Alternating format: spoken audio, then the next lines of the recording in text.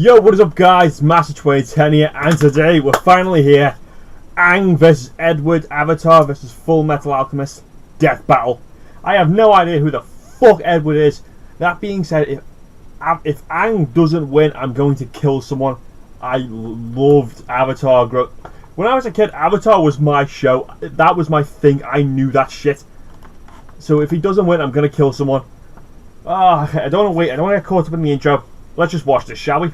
Have you heard of hymns? They're all about making you look and feel good. Thanks to science, baldness can be optional. Oh, fuck off, I'm not bald. I'm not bald, look at me, I'm fine. Don't need to care about that. Yeah! Make up every aspect of the world we live in, and no average person can tame them. But somehow these kids can master them with a vengeance. Like Aang, yeah, the Avatar. And Edward Elric, the Full Metal Alchemist. He's Wiz and I'm Boomstick. And it's our job to analyze their weapons, armor, and skills to find out who would win a death battle. The animation's crap for this. Yeah, I'll live with it. Water. Earth. Fire. Air. Heart.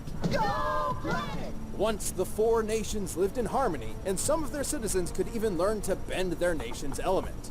But only the Avatar could master all four, and it's their duty to protect the balance between these nations. And since there's always gotta be an Avatar around, a new one is born whenever the last one dies. But everything changed when the Fire Nation attacked. Yeah. Attempting to conquer the other three nations, the Avatar would inevitably be their greatest obstacle. Man, they'd even go after a kid? Living among the air nomads, Aang was an energetic and dutiful 12 years old when he learned of his destiny. He was the newest incarnation of the Avatar. Didn't know that. But he totally wussed out, ran away from home, and got frozen in ice for 100 years. I didn't know he was that Avatar. That's not what I'd do if I 187 found out seconds. I was an awesome elemental badass. I'd definitely find a way to make money off that. Boomstick, he's 12. But running away actually saved his life, as the Fire Nation knew the next Avatar would be an air nomad, and slaughtered them all in a horrific surprise attack. But the poor kid wouldn't be stuck in ice forever. He was eventually rescued by some new friends and began his quest to learn the other elements and save the world. Yeah! And as an air nomad, he can really bend the wind to his will.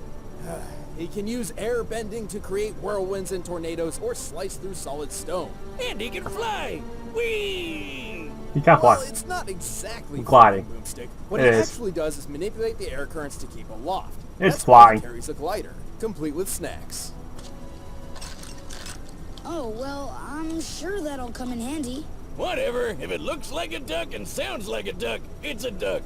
Or I guess a flying avatar guy. But ducks actually can fly. Anyway, Aang can use air in pretty much every aspect of his life. Like for shields, increasing his speed, improving agility, adjusting his body temperature, and even focusing his breath to use as an attack. After he learned waterbending from Paku and Katara, Aang can make whips, knives, and literal tsunamis. Hey, I can do that too. Just what give me a bloodbending? watch this We've never seen him do it. But can he do it? I think he can. Sure. Waterbenders can also manipulate steam and ice. Just like how I, the great waterbender Boomstick the Wet, will use my powers to swim through this frozen block. You what? Like, we've never seen Aang use bloodbending, but there's nothing to say you can't do it, right? It's like the same with Mel bending. Bending power! I mean, Tuck could have taught him.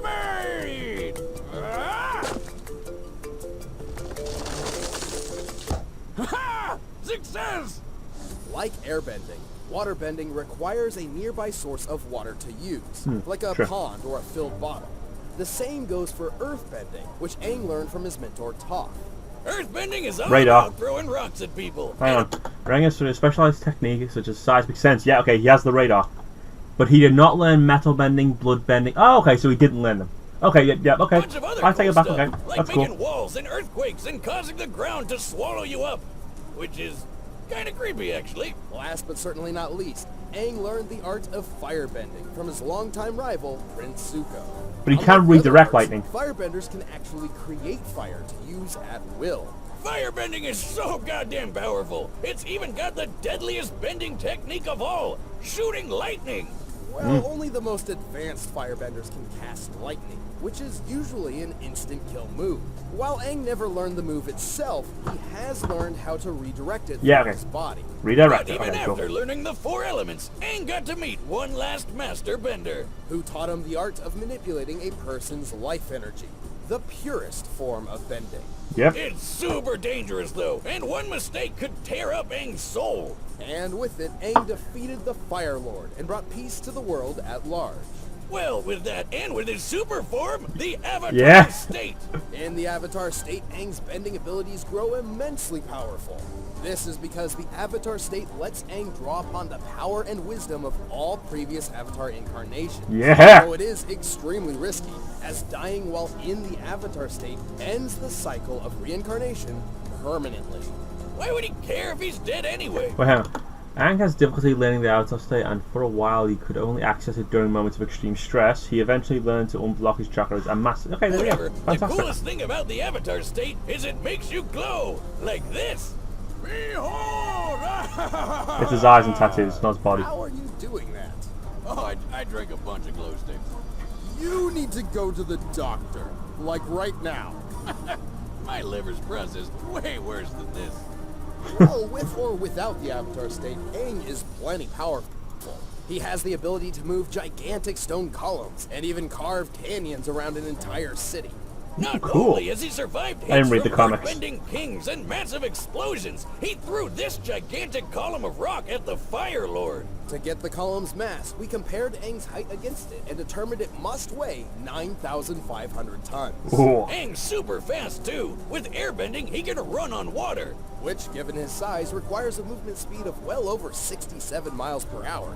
He used airbending to block a giant column-destroying explosive attack from the best-named character on the show, Sparky, Combustion Man. Ah. And he's Sparky, proven Sparky, he can boom, block man! lightning from the Fire Lord himself. Yeah. Taking into account the distance between them and how far Aang's arm had to move to catch the lightning, he would have to react at least 155 times faster than sound. Whoa. He is pretty unused to violence, though. I mean, he's a vegetarian pacifist for crying out loud. But while he may seem like just a kid, Aang still saved the world and led it into a peaceful future. To him, bending is elementary. If you want to be a bender, you have to let go of fear. Okay, let's see. Alright, let's see the competition.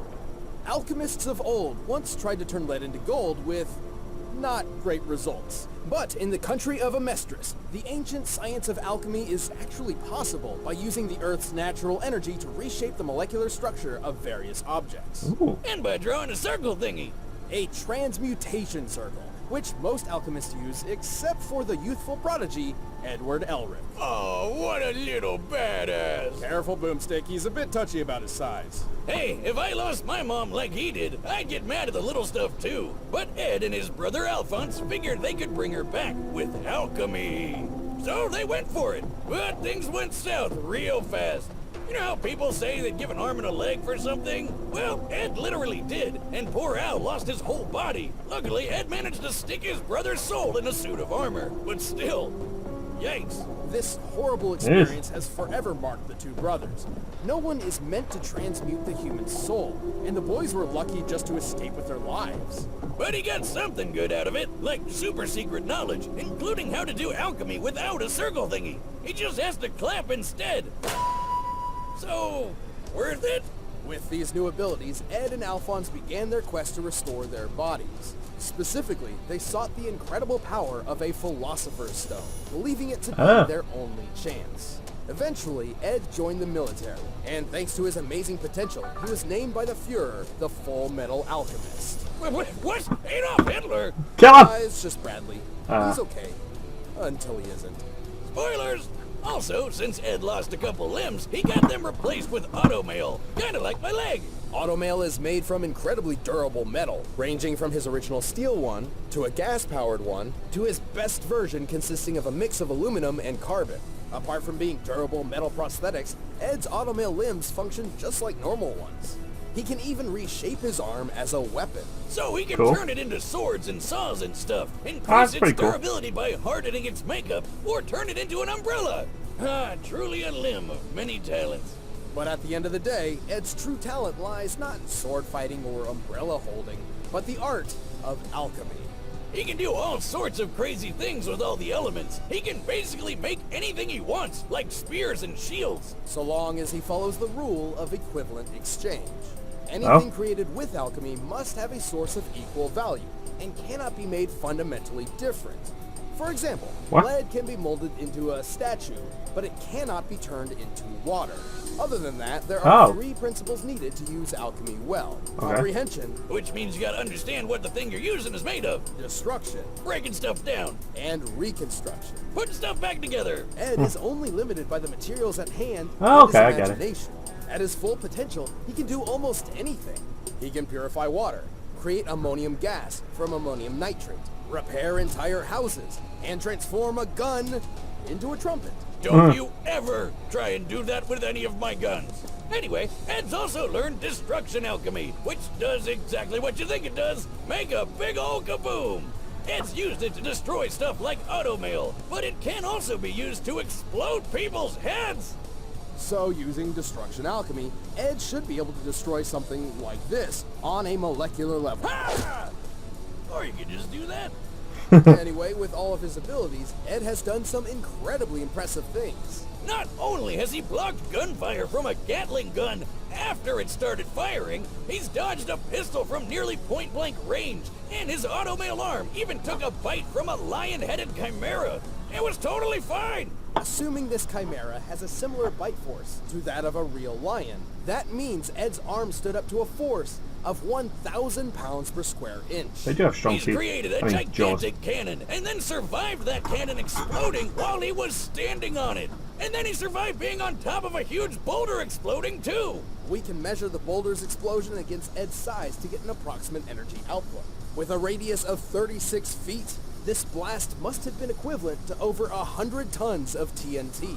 How's that for equivalent exchange, bitches? He also survived an explosion that took out most of a 10-story building. Even apart from being tough, Ed has shown considerable strength when using alchemy. Like when he created a gigantic golem to crush his opponent. By measuring the size of the stone golem's thumb, comparing it to the size of the average human's thumb, and using that scale to estimate the size of the golem, that gives us an estimated weight of over 3,000 metric tons. All this without any Philosopher's Stone, because it turns out those things are really, really messed up. Right. Philosopher's Stones are extremely powerful and can be used in many different ways. Kimberly the Crimson Lotus Alchemist, for example, used one to create a massive explosion equal to 157 kilotons of TNT. However, it turns out that these stones are composed of imprisoned human souls. So Ed and Al vow to avoid them on principle. Although Ed can boost his alchemic power in a similar manner by drawing on his own life force, increasing his potential at the cost of shortening his lifespan. But that's what Ed ultimately had to learn, what it truly means to let something go. And so he found another way to revive Al's body, sacrificing his own power for the sake of family. Aw, what a nice guy! But all in all, so long as Ed knows what he's trying to transmute, he's an amazing force to be reckoned with. Okay. Now let's go home. Together. Okay, that's alright, that's not bad. Alright, the combatants are set, and we've run the data through all possibilities. Okay, come on, Aang. Thanks to Blue Apron, I've become a food vendor! By now, Yeah, I've you've seen this probably 1,000 heard of times. Blue Apron. I've seen that 1,000 times. Come on, Aang.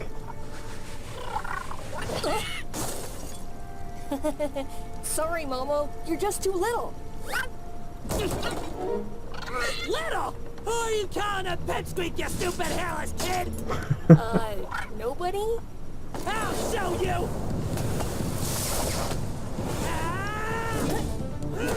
Come on, Aang.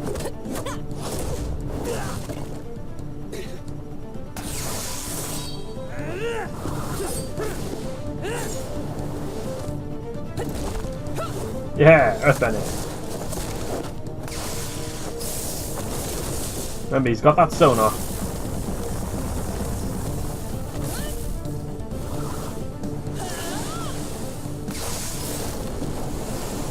Oh, cool.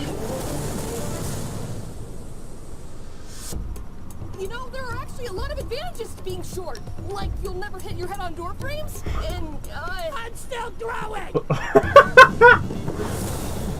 now I gotcha.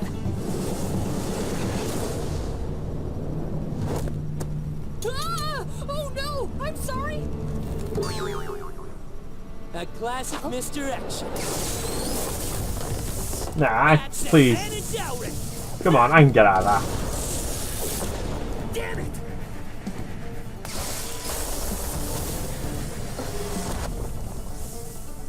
How's this for small?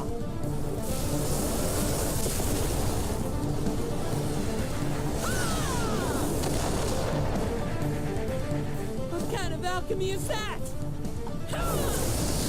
Yeah!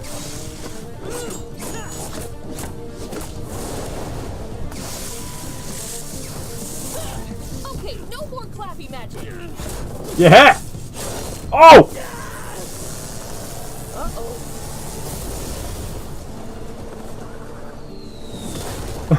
Oh, my cabbages! Hey, it's that guy! If you watch Avatar, you know who that guy.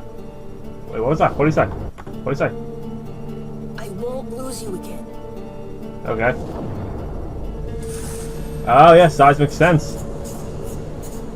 There you are! Avatar state? Try, shorty!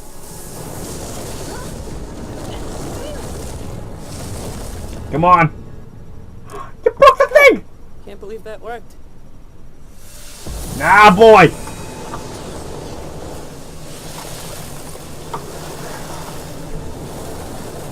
This ends now. Yeah! You got the theme tune! At least I'm taller than you. You left me no choice. Come on! Yes! Looks like Ed didn't have a leg to stand on. Or arm, I guess. Ed may have been more quick-witted and inventive, and he certainly had more combat Yeah, experience. 10,000 But years of Aang's Avatars. bending abilities were far more versatile and readily available than combat alchemy. Yeah, it had cool stuff like cannons and gun trumpets, but Aang was fast enough to react to lightning, which is way faster than dodging a measly bullet. Recall how Ed survived an explosion that destroyed most of a 10-story building. By examining the size of the building and thus the volume of the conical explosion, this blast must have equaled about 30 kilotons of TNT. That's cool, but Aang did way more when he carved up a circle around that city in Avatar State. The force to blast such a huge ravine around the city of Udao was a massive undertaking. By measuring the width, length, and depth of the affected area compared to the size of the city, we found it would take almost 160 kilotons of TNT to Nice. pull that off. More than 5 times greater than Ed's best durability feat. So Aang definitely had the stuff to crush Ed's automail arm, and the rest of him. Granted, Ed could reach this sort of power by sacrificing his life force. Remember Kimberly's explosion, the one empowered by a Philosopher's Stone, a blast worth 157 kilotons of TNT? That's almost identical to Aang's feat, and theoretically, Ed could have been capable of this level of power. Theoretically. However, a Philosopher's Stone uses many souls, while Ed could only draw from his one. Not to mention, drawing from his own life force meant his power-up had a very short and dangerous duration limit compared to the Avatar state, which has no such limit. Nope. But even so, Ed's tactics and creativity kept him in the fight, yet the Avatar's speed, power, and versatility was too much for him. Aang may be a pacifist in canon and would hardly kill anyone, Yep. but unleashing his full power is a sight to behold. Just when Ed thought he had the hang of it, he Nah. outmissed the mark. The winner is Avatar Yes! Aang. Thanks for watching this episode of Death Battle. Avatar's If you want the battle awesome. music for yourself, you can get it by clicking the link down below. And if you'd like to see some more battle Let's and see death, who's next. make sure to click the link over there. That's right. Ooh, Ghost Rider. Lobo. Ooh. That's not bad. I thought they were going to do like Ghost Rider versus Hellboy, because that seems like makes sense, more sense. But no, Ghost Rider. Yeah, I'll react to this one too. But we'll talk about it later. Aang won. Fuck anime. Is Avatar anime? I don't know if Avatar's anime or not. I think it is, but at the same time, I don't think it is. Doesn't matter. Fuck Edward. Aang's the best. I mean, what they said before about Aang not using blood bending or metal bending or magma bending or lightning. I mean, I didn't know whether or not he could do it. I mean, we haven't seen him do it, but there's nothing to say he couldn't do it, right? But if he's never learned it, that makes more sense. Which I am glad they addressed. Whew, that was a good fight. Alright guys, it's been Master 2010. If you guys want me to play anything else or react to anything else, put in the comments down below. Please like, subscribe, and see ya!